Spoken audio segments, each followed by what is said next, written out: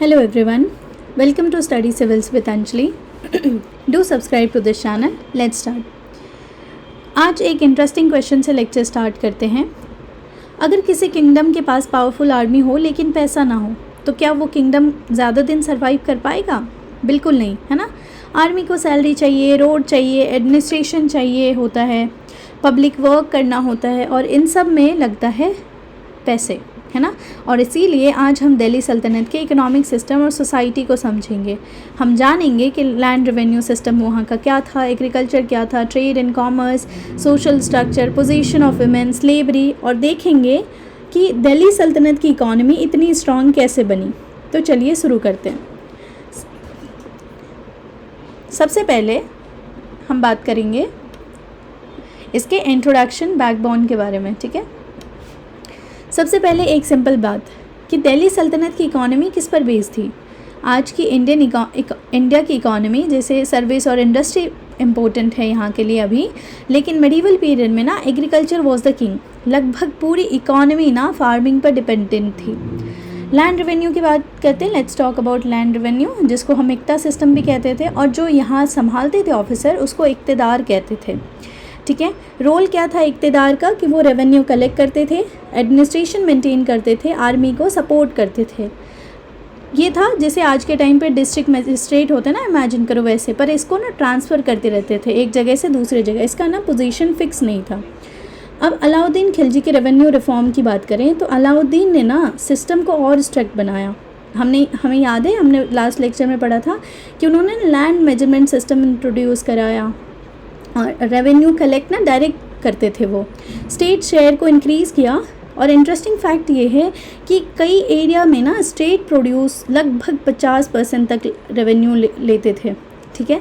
अब अगर एग्रीकल्चर की बात करें तो इकॉनमी का ना ये बैकबोन था. ठीक है. मेजर क्रॉप थे इसमें, जैसे wheat, rice, barley, jowar, bajra, pulses, sugar cane and cotton. कुछ कैश क्रॉप होते थे. कैश क्रॉप क्या होता था कि ऐसे फसल जो सिर्फ उगाए इसलिए जाते थे ताकि उसको मार्केट में बेचा जा सके. ठीक है. उसमें जैसे थे इंडिगो, कॉटन, ठीक है, ओपियम, ये सारे थे.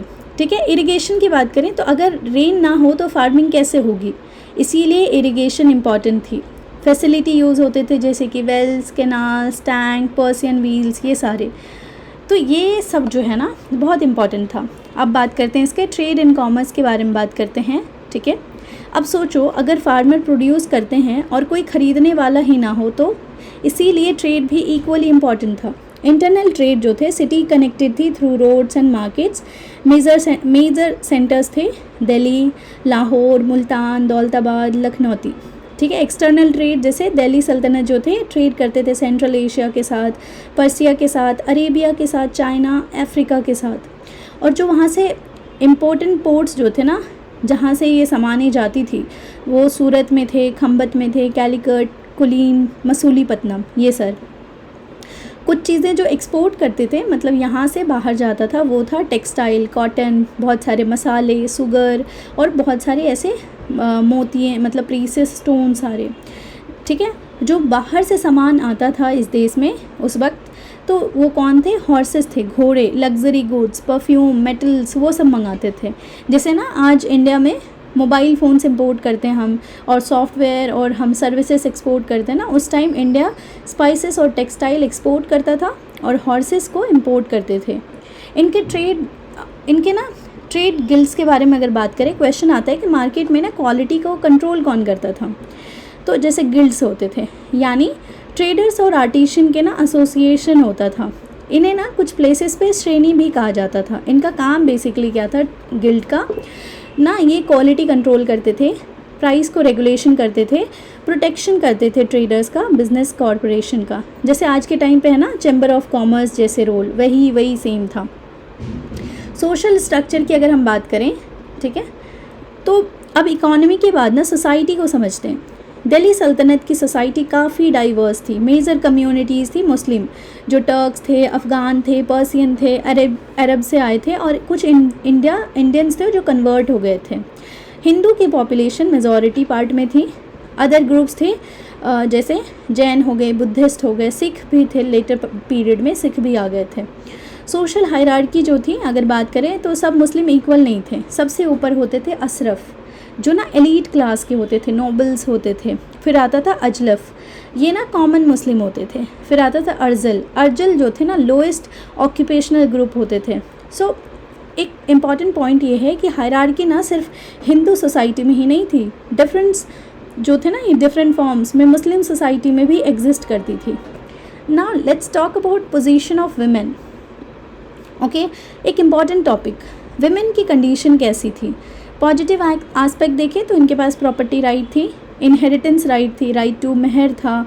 सम वुमेन ना एजुकेटेड भी थी, जैसे कि फेमस वुमेन जो थी मिडिवल में रज़िया सुल्तान जो दिल्ली सल्तनत की first and only female ruler थी। ठीक है, फिर थी चांद बीबी, लेटर पीरियड की फेमस एडमिनिस्ट्रेटर एंड वॉरियर थी ये। रेस्ट्रिक्शन की भी बात कर लेते हैं, पर्दा सिस्टम था, लिमिटेड पब्लिक पार्टिसिपेशन था एंड पेट्रियार्की सोसाइटी थी। सो एक एग्जांपल, जैसे आज वुमेन IAS ऑफिसर है, IPS है, साइंटिस्ट है, प्रोफेसर, पॉलिटिशियन सब हो सकती है ना। उस पीरियड में ना अपॉर्चुनिटी बहुत लिमिटेड थी, लेकिन फिर भी रज़िया सुल्तान जैसे एग्जांपल एक्स्ट्रा ऑर्डिनरी थे। ठीक है, लेट्स टॉक अबाउट स्लेवरी। अब आते हैं एक सेंसिटिव बट इम्पॉर्टेंट टॉपिक पे। ठीक है, डिड स्लेवरी एग्जिस्ट? बिल्कुल यस, दिल्ली सल्तनत पीरियड में स्लेवरी एग्जिस्ट करती थी। स्लेव वर्ड ना ऑब्टेन थ्रू वॉर से लाए जाते थे, खरीदे जाते थे, गिफ्ट के तौर पे दिए जाते थे, पनिशमेंट के तौर पे लिए जाते थे। इम्पॉर्टेंट पॉइंट ये था कि स्लेवरी रेस बेस्ड नहीं थी, किसी भी बैकग्राउंड के पर्सन स्लेव बन सकते थे। सरप्राइजिंग फैक्ट ये है कि कुछ स्लेव ना हिस्ट्री के पावरफुल रूलर भी बने। एग्जाम्पल जैसे कुतुबुद्दीन ऐबक, ये फॉर्मर स्लेव थे, लेटर सुल्तान बन गए। इल्तुतमिश, ये भी पहले स्लेव थे, बाद में ग्रेटेस्ट रूलर बने। मलिक कफूर, ये भी पावरफुल मिलिट्री कमांडर बने बाद में। सो इमेजिन करो एक स्लेव जो सोसाइटी के लोएस्ट पोजीशन पर था, लेटर पूरी एम्पायर को रूल कर रहा है। कौन थे वो? कुतुबुद्दीन ऐबक, इसीलिए स्लेव डायनेस्टी का नाम पड़ा, स्लेव डायनेस्टी। ओके, अब आता है कि वाई वॉज दिल्ली सल्तनत इकोनॉमी स्ट्रॉन्ग? क्योंकि इसके पास एग्रीकल्चर थी, रेवेन्यू सिस्टम था, ट्रेड, अर्बनाइजेशन, क्राफ्ट, इंडस्ट्री, ये सब था। इसकी वजह से लार्ज सिटी डेवलप हुई, स्ट्रॉन्ग आर्मी मेंटेन हुआ, एडमिनिस्ट्रेशन फंक्शन स्मूथली चली, सल्तनत जो है वेल्दी बन गए। सो ये था, लेट्स क्विकली रिकैप। इकोनॉमी की बात करें तो एग्रीकल्चर बैकबोन था, इक्ता सिस्टम था, लैंड रेवेन्यू था, main source of income, flourish trade था, एक्टिव पोर्ट्स एंड मार्केट थे।